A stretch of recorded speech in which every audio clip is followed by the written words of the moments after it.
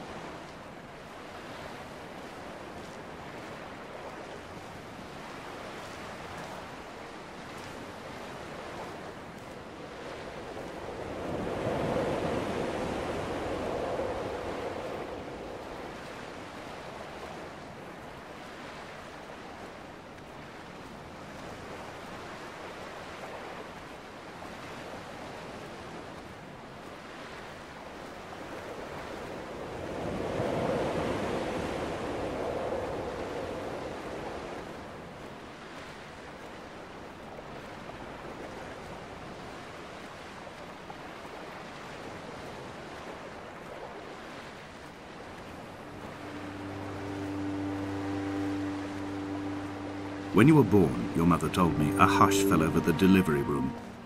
A great red birthmark covered the left side of your face. No one knew what to say, so you cried to fill the vacuum. I always admired you for that you cried to fill whatever vacuum you found. I began to manufacture vacuums, just to enable you to deploy your talent. The birthmark faded by the time you were 6, and had gone completely by the time we met, but your fascination with the empty and its cure remained.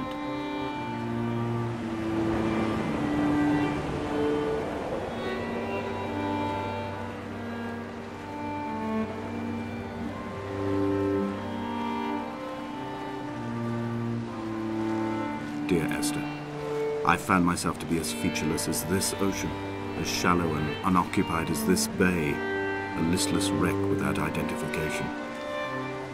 My rocks are these bones, and a careful fence to keep the precipice at bay. Shock through me caves, my forehead a mount. This aerial will transmit into me so. All overexposed, the nervous system, where Donnelly's boots and yours and mine still trample. I will carry a torch for you. I will leave it at the foot of my headstone. You will need it for the tunnels that carry me under.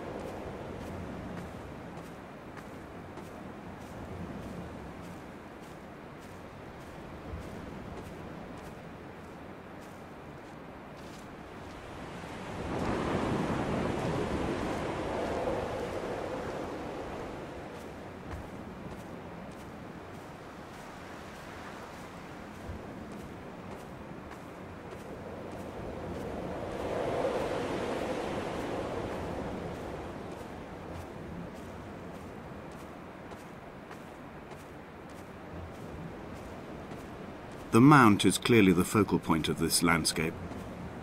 It almost appears so well placed as to be artificial. I find myself easily slipping into the delusional state of ascribing purpose, deliberate motive to everything here. Was this island formed during the moment of impact? When we were torn loose from our moorings, and the seatbelts cut motorway lanes into our chests and shoulders, did it first break surface then?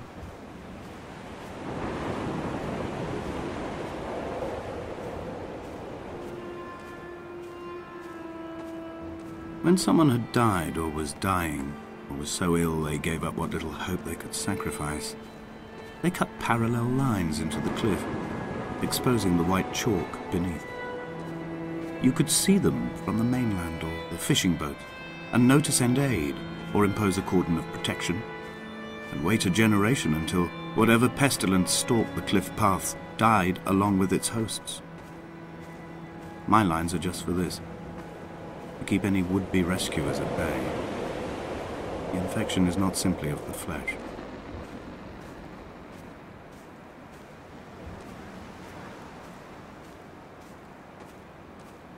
We are not like Lot's wife, you and I. We feel no particular need to turn back. There's nothing to be seen if we did. No tired old man parting the cliffs with his arms. No gifts or Bibles laid out on the sand for the taking. No tides turning or the shrieking gulls overhead. The bones of the hermit are no longer laid out for the taking. I have stolen them away to the guts of this island, where the passages all run to black, and where we can light each other's faces by their strange luminescence.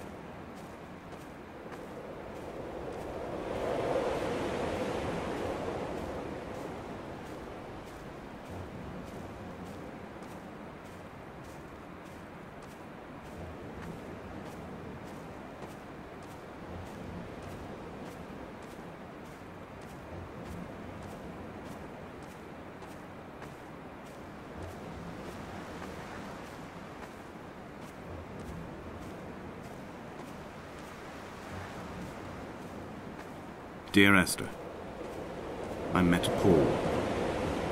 I made my own little pilgrimage. My Damascus, a small semi-detached on the outskirts of Wolverhampton. We drank coffee in his kitchen and tried to connect to one another. Although he knew I hadn't come in search of an apology, reason or retribution, he still spiraled in panic, thrown high and lucid by his own dented bonnet. Responsibility had made him old. Like us, he'd already passed beyond any conceivable boundary of life.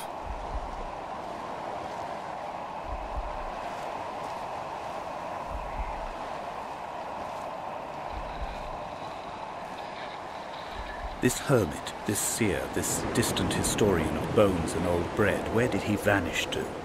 Why, asked the farmers. Why, asked Jacobson. Why bother with your visions at all, if you're just to throw your arms up at the cliff and let it close in behind you and seal you into the belly of the island, a museum shut to all but the most devoted?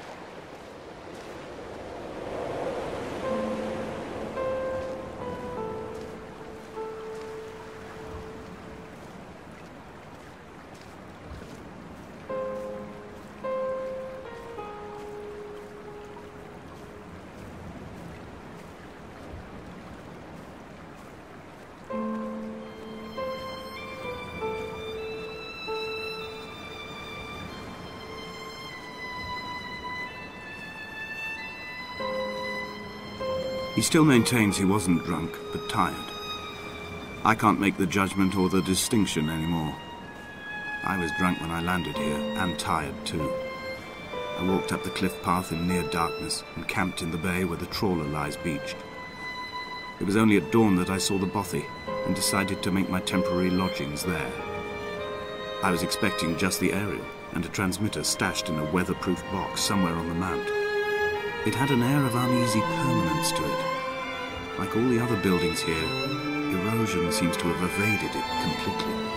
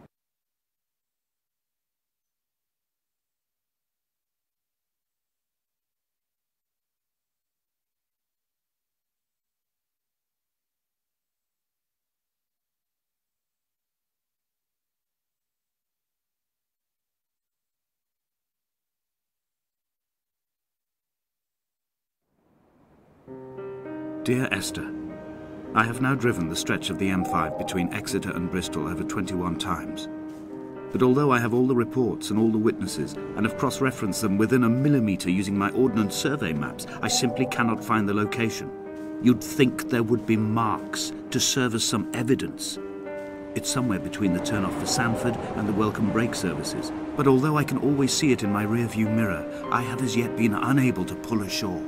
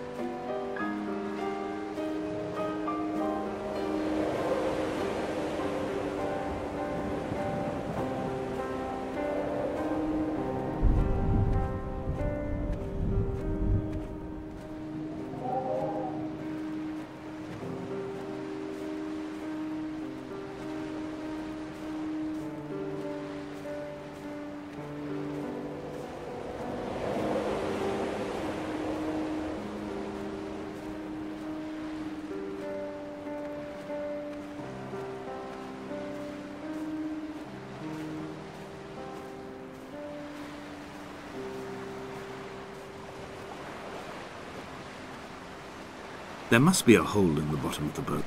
How else could new hermits have arrived?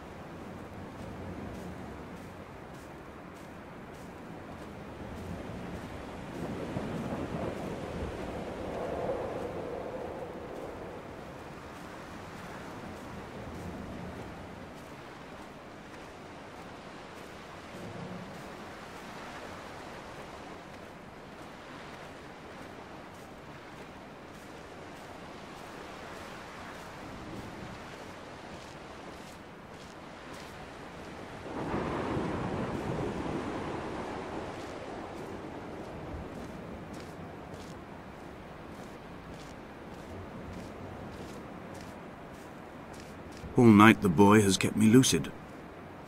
I sat, when I was at the very edge of despair, when I thought I would never unlock the secret of the island, I sat at the edge, and I watched the idiot boy blink through the night.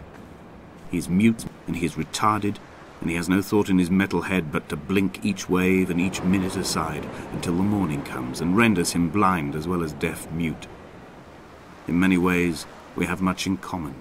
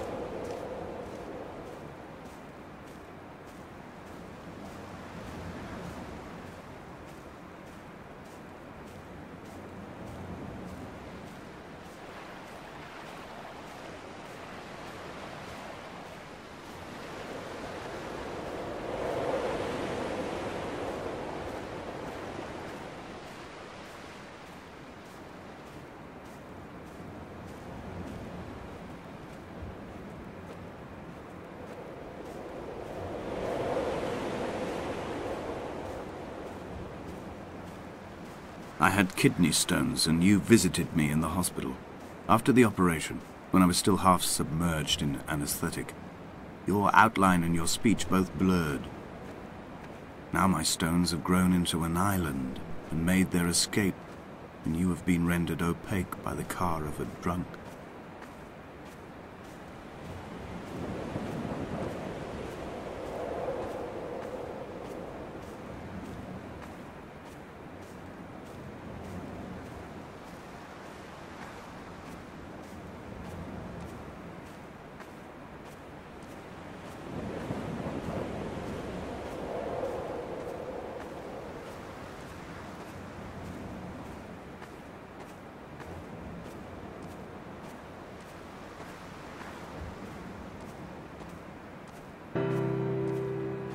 I've begun my ascent on the windless slope of the western side. The setting sun was an inflamed eye squeezing shut against the light shone in by the doctors.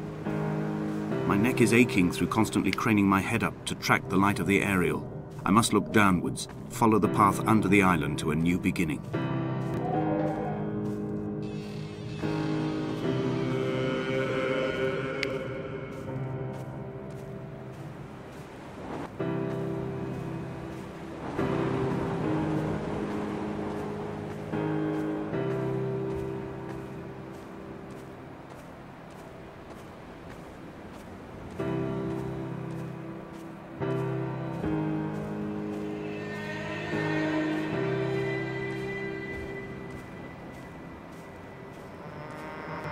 The bothy was constructed originally in the early 1700s. By then, shepherding had formalized into a career. The first habitual shepherd was a man called Jakobsen, from a lineage of migratory Scandinavians. He was not considered a man of breeding by the mainlanders. He came here every summer whilst building the bothy, hoping eventually that becoming a man of property would secure him a wife and a lineage. Donnelly records that it did not work. He caught some disease from his malcontented goats and died 2 years after completing it. There was no one to carve white lines into the cliff for him either.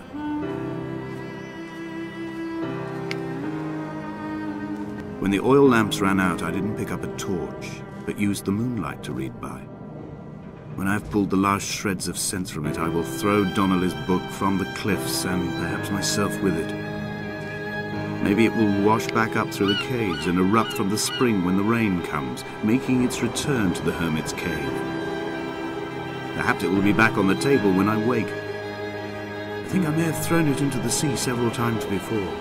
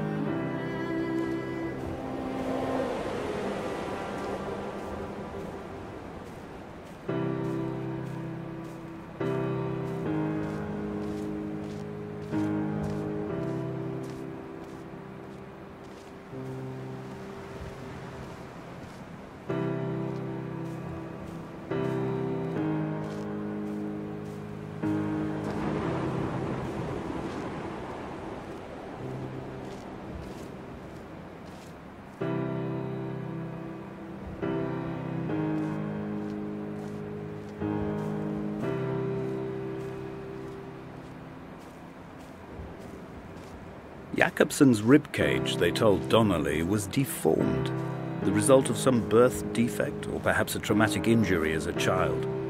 Brittle and overblown it was, and desperately light. Perhaps it was this that finally did for him, unable to contain the shattering of his heart. In half-light, his skeleton a discarded prop, a false and calcified seabird.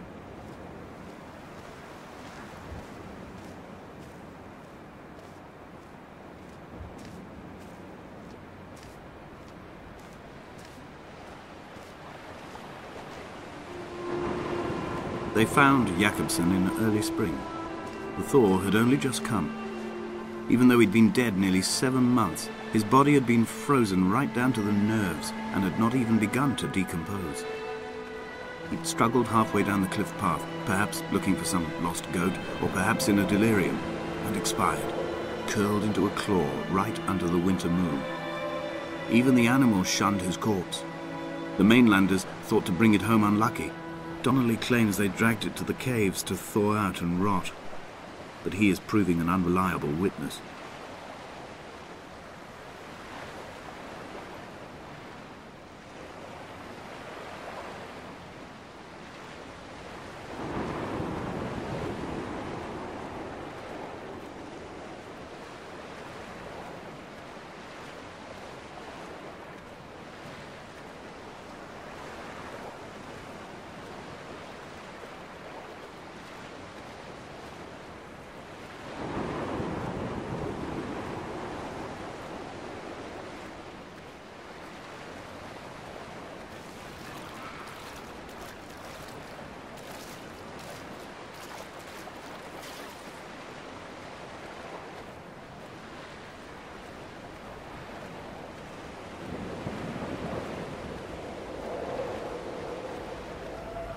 Climbing down to the caves, I slipped and fell and have injured my leg.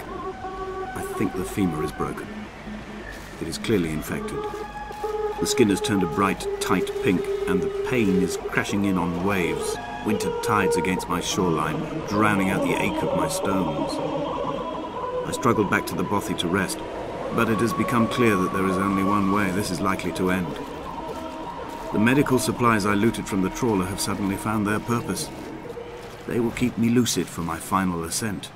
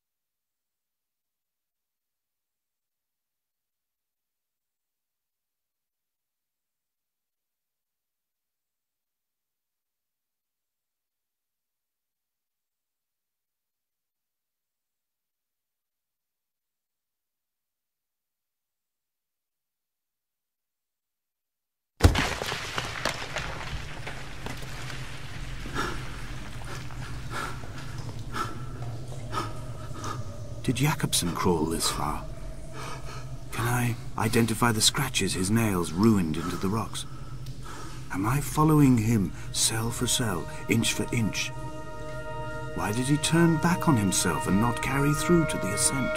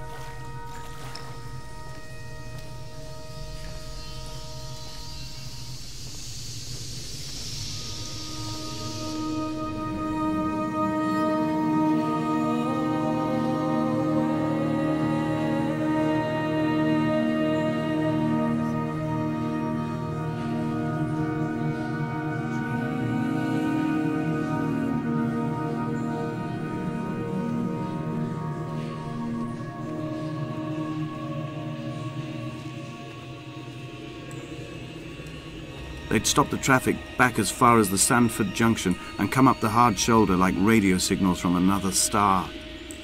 It took 21 minutes for them to arrive. I watched Paul time it to the second on his watch.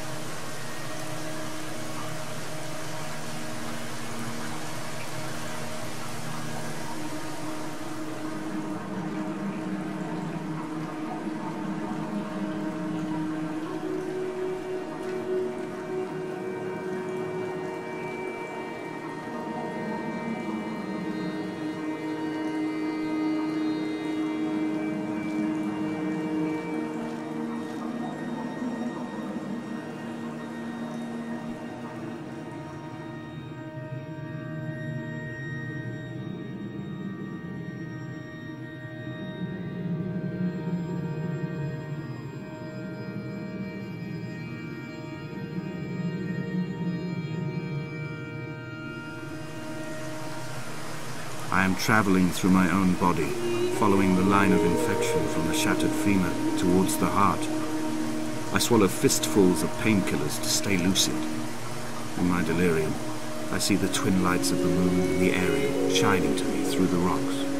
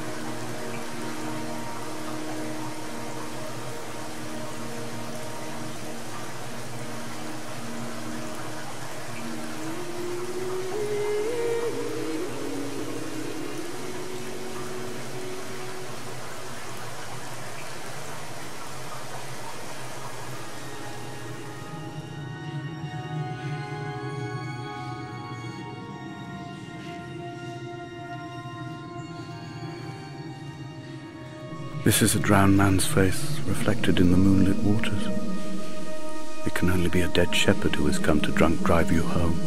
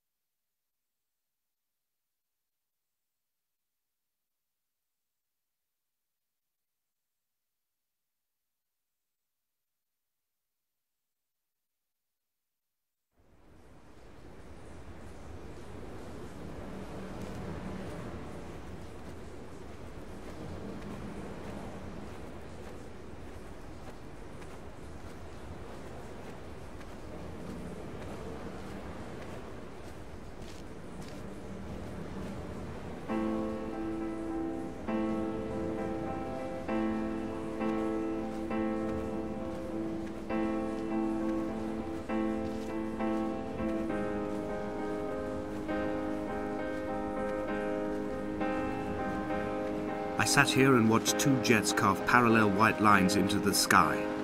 They charted their course, and I followed them for 21 minutes until they turned off near Sanford and were lost.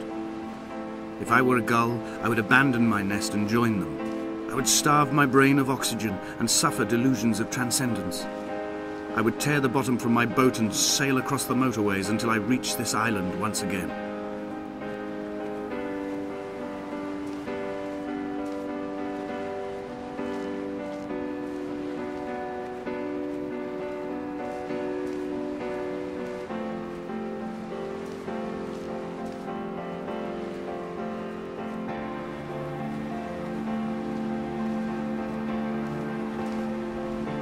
Fire and soil, I chose fire.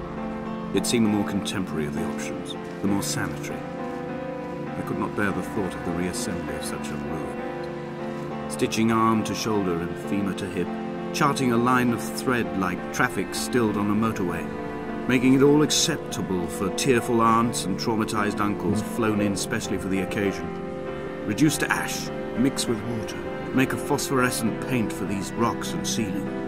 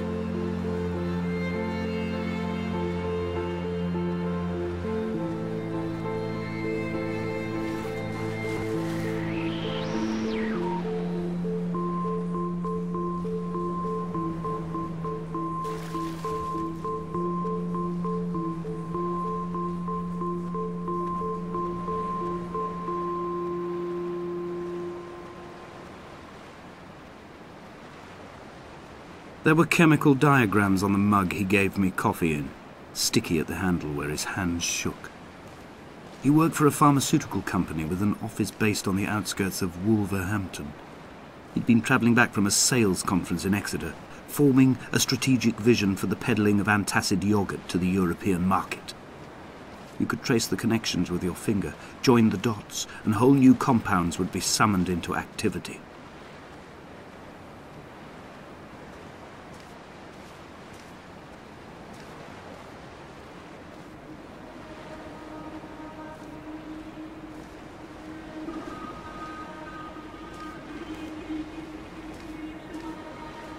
From here, I can see my armada. I collected all the letters I'd ever meant to send to you, if I'd have ever made it to the mainland, but had instead collected at the bottom of my rucksack, and I spread them out along the lost beach. Then I took each and every one, and I folded them into boats. I folded you into the creases, and then, as the sun was setting, I set the fleet to sail. Shattered into 21 pieces, I consigned you to the Atlantic, and I sat here until I'd watched all of you sink.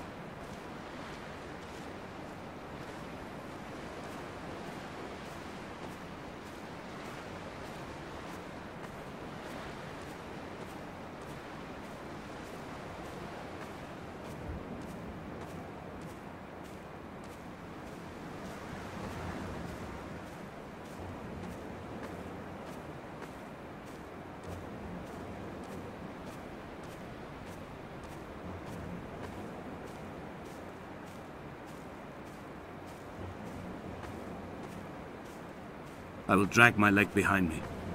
I will drag it like a crumpled hatchback, tires blown and sparking across the dimming lights of my vision. I'm running out of painkillers and am following the flicker of the moon home. When Paul keeled over dead on the road to Damascus, they restarted his heart with the jump leads from a crumpled hatchback. It took 21 attempts to convince it to wake up.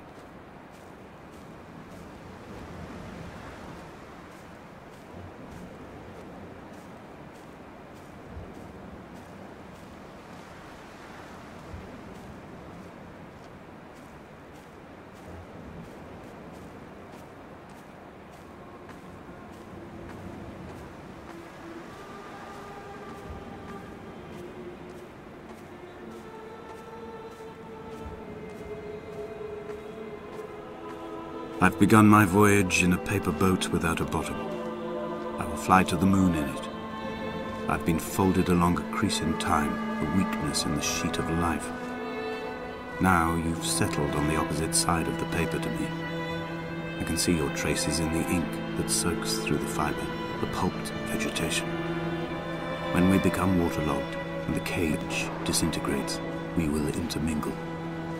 When this paper aeroplane leaves the cliff edge and carves parallel vapor trails in the dark, we will come together.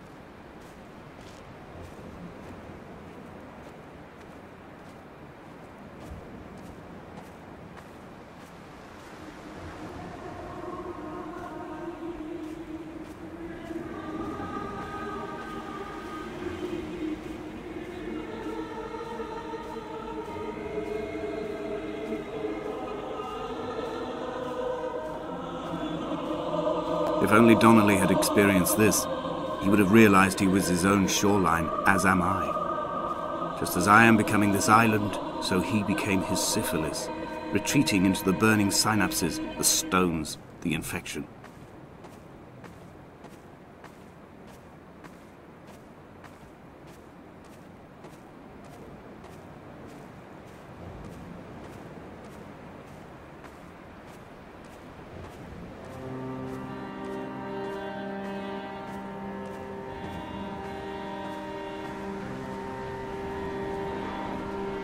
Bent back like a nail, like a hangnail, like a drowning man clung onto the wheel, drunk and spiraled, washed onto the lost shore under a moon as fractured as a shattered wing.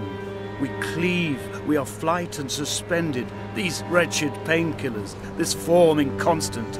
I will take flight. I will take flight.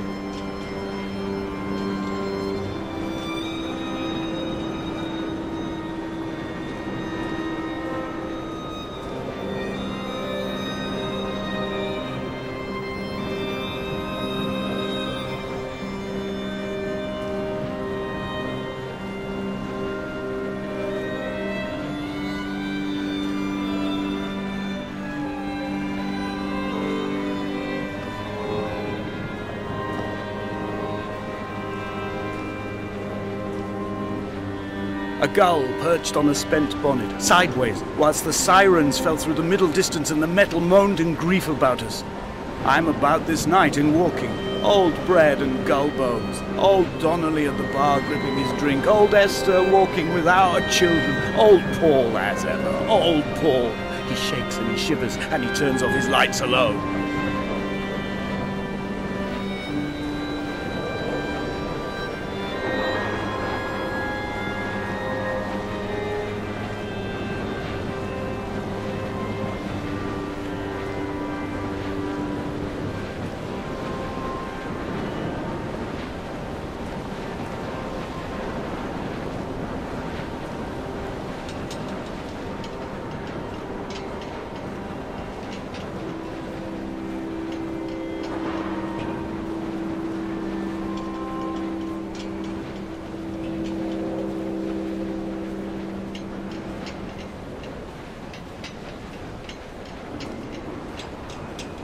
I am the Ariel. In my passing, I will send news to each and every star. Dear Esther, I have burnt my belongings, my books, this death certificate. Mine will be written all across this island. Who was Jakobsen? Who remembers him? Donnelly has written of him, but who was Donnelly? Who remembers him? I have painted, carved, hewn, scored into this space all that I could draw from him. There will be another to these shores to remember me. I will rise from the ocean like an island without bottom, come together like a stone, become an Ariel, a beacon, that they will not forget you. We've always been drawn here. One day the gulls will return and nest in our bones and our history. I will look to my left and see Esther Donnelly flying beside me. I will look to my right and see Paul Jakobsen flying beside me. They will leave white lines carved into the air to reach the mainland, where help will be sent.